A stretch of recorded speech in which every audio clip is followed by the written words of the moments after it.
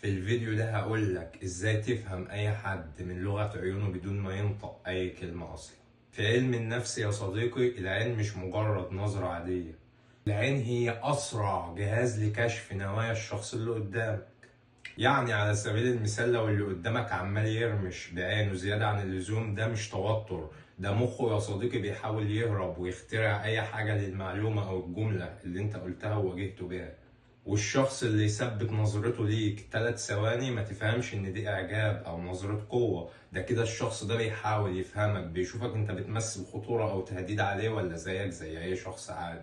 والشخص يا صديقي اللي بينظر بعينه للأسفل فجأة، ده مش مكسوف منك، ده كده بينسحب منك تكتيكيا، اسمه انسحاب دفاعي. يعني عقله بيحاول يلم نفسه من موقف مش فاهمه ومش قادر يكمل معاك فيه. اما الشخص اللي بيبص بعيد عنك نص ثانية ويرجع يبصلك تاني، دي اقوى علامة يا صديقي، بتدل على ان الشخص ده مخبي عنك فكرة ومش عايزك تلاحظها خالص.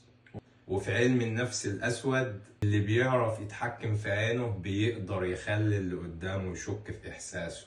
يعني يا صديقي، جرب تلاحظ عيون اللي حواليك وهتفهم من غير ما تتعب نفسك ولا تبذل أي مجهود. قول لي بقى في الكومنتس مين أول حد هتراقبه.